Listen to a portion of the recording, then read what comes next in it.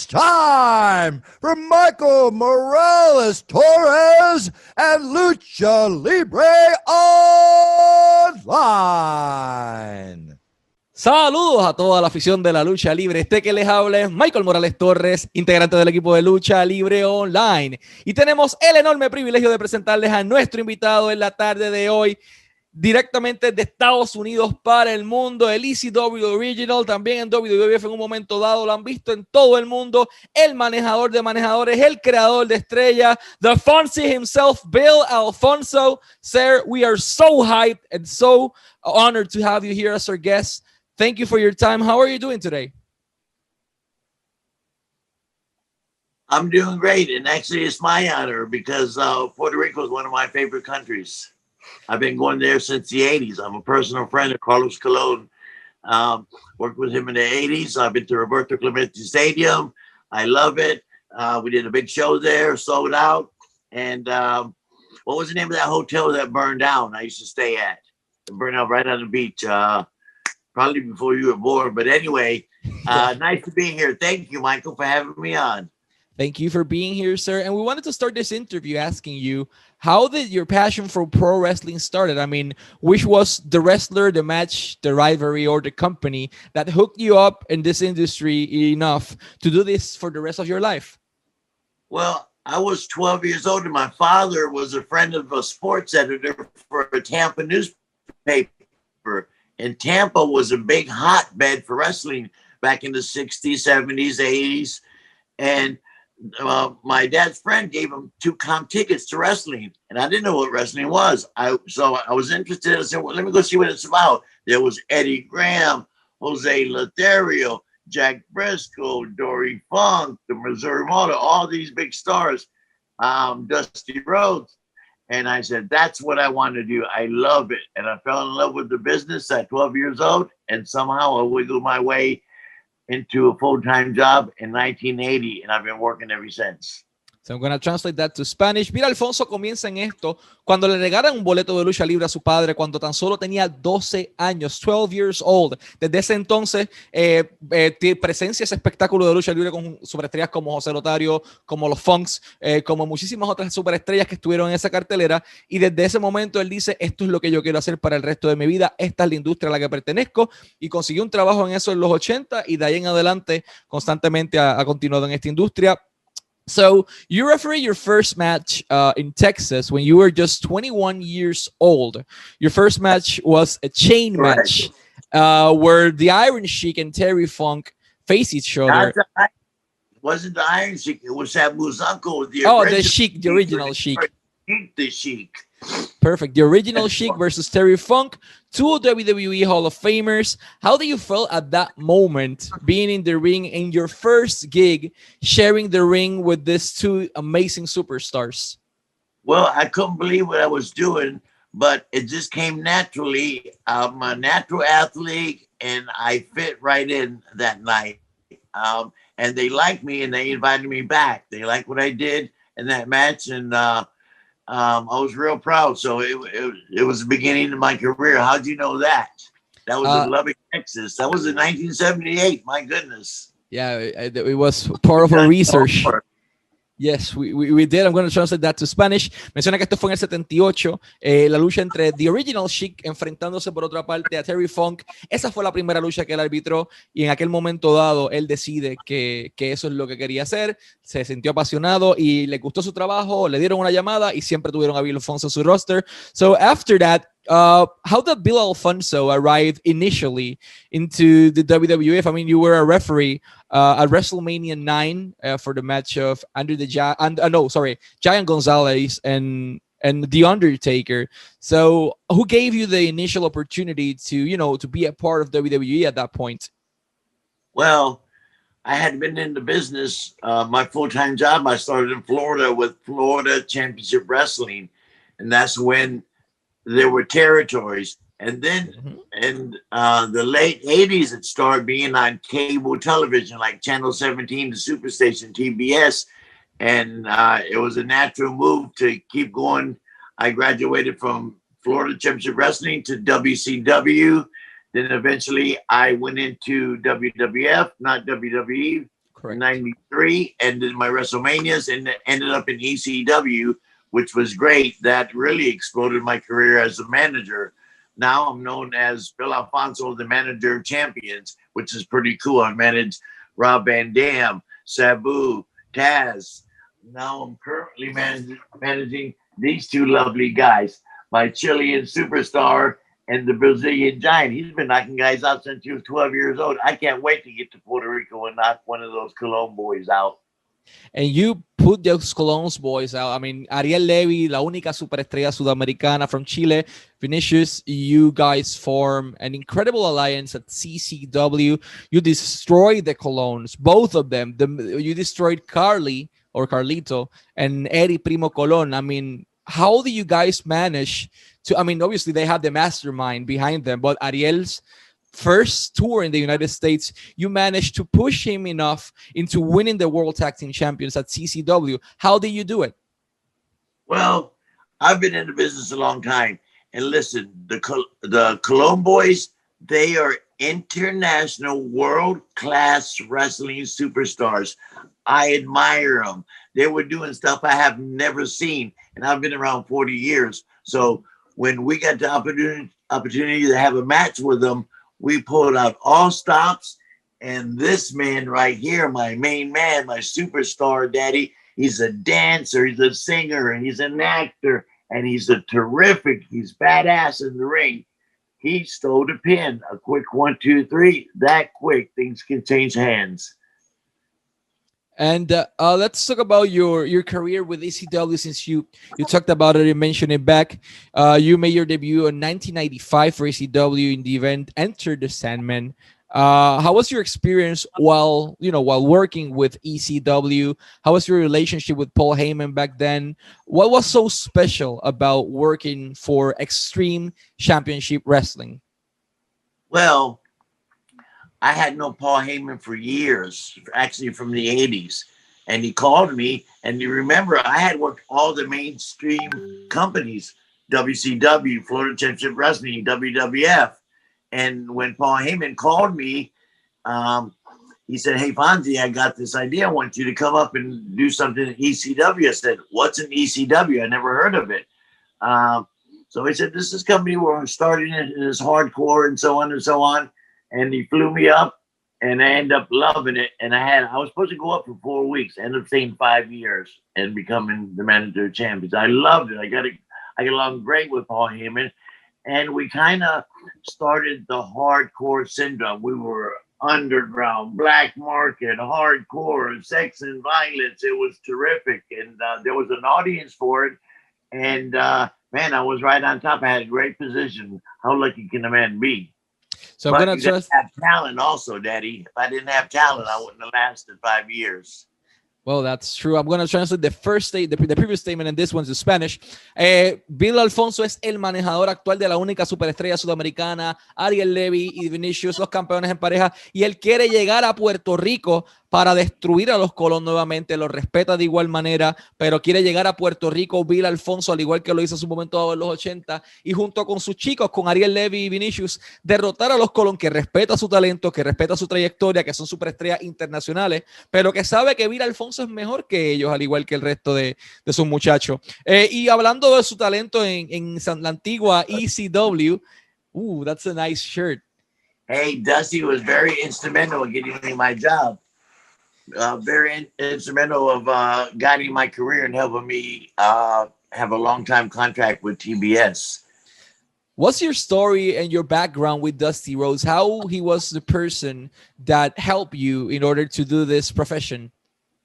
Well, when I started refereeing in Florida in 1980, Dusty Rhodes, he was the booker.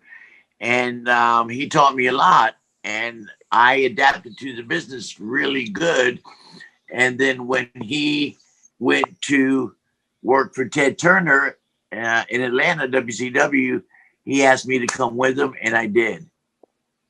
So I'm going to translate that to Spanish. La persona que inicialmente le da su oportunidad es The American Dream. Dusty Rhodes es la persona que le da su oportunidad, que se lo lleva de regreso a trabajar con Ted Turner y las diferentes personas, y le brinda esa oportunidad y ese trabajo. What's the story behind the famous whistle that Bill Alfonso has always around his neck. In every match, we've seen you with your little thing with your whistle, pumping your wrestler, hyping everyone in the matches.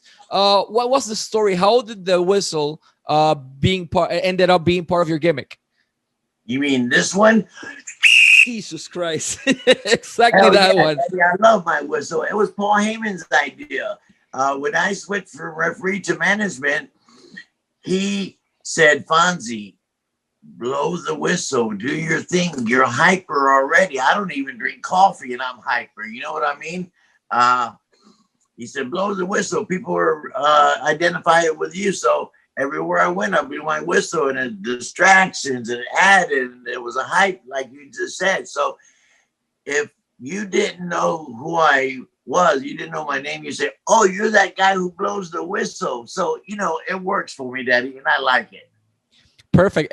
Paul Heyman, right here for you, Michael. I'm going to send it. When I come to Puerto Rico to kick Carlos Colon's boys' asses again, I'm going to bring you this whistle. And if Carlos Colon gets in the middle of you, what you're going to do? If Carlos Colon decides to be in the corner of his boys, of his sons, and it goes front to front with Bill Alfonso, what can happen? Well, I'd have to get behind my giant because Carlos Colon is one of the toughest Puerto Ricans I know. I don't want no part of Mr. Carlos Colon, Daddy. When I went over there in the early 80s to Roberto Clemente Stadium, I refereed one of his matches. I bought him a box of Tampa cigars, baby.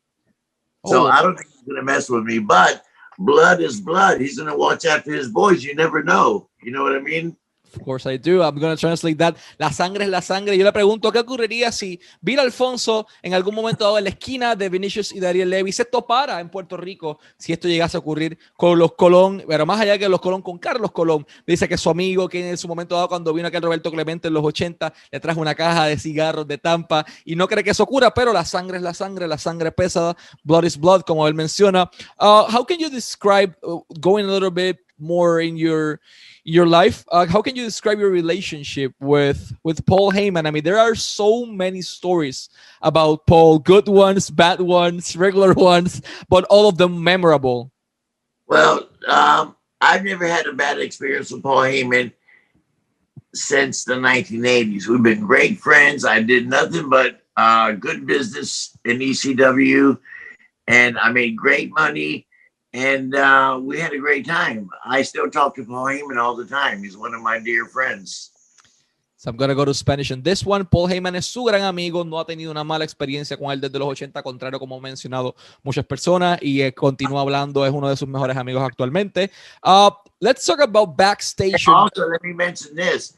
Paul Heyman gave me my highest... Well, in WrestleMania, I worked a wrestling match. I made $25,000. I did a pay-per-view, barely legal, for ECW, and Paul Heyman says, I don't know what to pay you. We did good, Fonzie. I said, well, pay me the same thing Vince McMahon paid me for WrestleMania. He said, how much was that? I said, $25,000. So I got a $25,000 paycheck for one night at barely legal. That's when I switched from Taz to Van Dam and Sabu. So he took care of me. I love Paul Heyman. Good money. Let me say that in Spanish. Paul Heyman le preguntó que cuánto quería que le pagara. Aquel momento dado cobró $25,000 la noche por luchar esa lucha WrestleMania. Y le pregunta a Paul Heyman, no fue muy bien, ¿cuánto quieres que te pague? Pues págame lo mismo que Vince McMahon. Y Paul Heyman le hizo un cheque por esa cantidad de dinero en aquel momento dado. Y siempre cuidó de él, como siempre solía hacerlo con mucho de su talento. How can you describe the creative process on ECW? I mean, it's one of the most mysterious things because we know how things work in WWE, how things work in WCW, but so far there's not many information about how things work behind the curtain on ECW. What can you say about how producing matches and everything? Okay, I'll tell you this. If it wasn't for Todd Gordon and Paul Heyman, listen, WWF had millions of dollars in sponsors. WCW had Ted Turner money in his own station. We were on a shoestring budget. We were making $12 million a year and spending 13. No corporate sponsors, but we just did it, man. You had a bunch of guys that wanted to make this happen. After it started taking off and getting popular, and it kept growing and growing, man, we had to borrow from Peter to pay Paul, but it was just unbelievable. You had to be there to experience it. And we were a big family up there, a hardcore family, I may add. En ECW menciona que todos eran una gran familia hardcore, que contrario a WWE, que tenía sus sponsors, que contrario a WCW, que tenía Ted Turner, ECW era desde abajo, era trabajando fuerte, invertían 13 millones y ganaban 12, o sea que siempre había una cantidad de dinero en pérdidas, pero siempre buscando llegar al tope hasta que eventualmente lo lograron. You came back to the WWE, now the WWE, not WWF, for ECW One Night Stand. You did 2 shows for them, and you saw what you grew up as a manager, experiencing that ambience of ECW, at least for One Night Stand, as the show say. How was your experience? It was great to be back working in affiliation with Vince McMahon. He was great to me. It's all good, man. I just had a great time. But this is what I'm interested in. I'm interested in coming to Puerto Rico. I'm interested in giving the Colón boys a rematch anytime they want, right there in San Juan. I'll bring my 2 superstars, and Carlos Colón, you bring your 2 boys, and we're going to have a hell of a match, Daddy. Bill Alfonso, a WWC, World Wrestling Council, si nos están escuchando, Bill Alfonso quiere venir a Puerto Rico, ya estuvo en los 80 con WWC, puede venir nuevamente, está disponible, solamente tienen que llegar a un solo lugar, billfonsialfonso@gmail.com, billfonsialfonso@gmail.com para booking, simplemente billfonsialfonso@gmail.com, y ahí pueden conseguirlo para Puerto Rico, para República Dominicana, para Panamá, Chile, Argentina, whatever you want to have this A+ manager. You can have him, you can hire him. Just get to his email, billfonsialfonso@gmail.com, o en su Instagram, billfonsialfonso, o en su Twitter, Alfonso Bill, o en su Facebook, billfonsialfonso. Síganlo en todas sus redes sociales, pero principalmente a Puerto Rico, cualquier promotor que esté interesado en llevarlo, no solo a él, sino a Ariel Levy, la única superestrella sudamericana, actor, persona que también trabaja en baile, que ha hecho de todo un poco de su carrera, que estuvo en AEW Dark hace poco, Vinicius, el gigante Vinicius, The Giant Vinicius, con Bill Alfonso como su manejador, una combinación imparable que no falla. Carlos Colón, el promotor que usted que está escuchando en Puerto Rico, Bill Alfonso quiere llegar a Puerto Rico, solamente tienen que contactarlo a través de billfonsialfonso@gmail.com. Sir, last but not least, I wanted to ask about the manager role in these days compared to what it was, during your time. Since the manager today has the same role that it did before. Look, there's no manager like me. I love Jimmy Hart. I love the guy with the tennis racket. You know who I'm talking about. I like all the managers. But listen, I get involved. I'm hardcore. I've had my arm broke. I've had my teeth knocked out. I've had stitches on my head. I get involved. I'm the unique manager because I know inside the ring from refereeing all those years. I've been around multiple talents. It wore off. I know a lot about managing. That is one of my favorite things. I'm the hardcore manager. That's the difference, Daddy. What message can you send to all the fans in Puerto Rico, Latin America, and to all the promoters so they can go and hire Bill Alfonso for one last time in Puerto Rico? But more about okay, you have a huge history and a huge legacy as a manager in the industry, and we would love to see you here. So what final message can you send to all of them to have Bill Alfonso in Puerto Rico? Well, if you see my name, Bill Alfonso, on the marquee, make sure you come buy a ticket because you're going to see a movie star, a giant, and me against the Colón boys, and it's going to be a hell of a match. I can't wait. Oh, and I met a beautiful Puerto Rican girl in 1980. She was hot. She could cook puerco asado like you don't believe. Platanos, man, I had a ball with her. I hope I can find her. Well, good food, good girls, good life, managing superstars, the A+ manager of all times.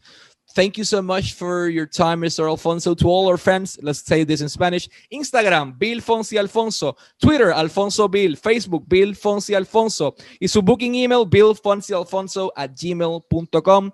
More than an honor to have you here as our guest, sir. Always wishing you the best of lucks, and let's hope to see you in Puerto Rico this year, man. Yeah, hey Michael, I think you're doing a hell of a job with what you're doing, your broadcasting. I can tell you love the business just like I do. So congratulations to you, and all good wishes. Stay healthy in Puerto Rico. Thank you so much, sir.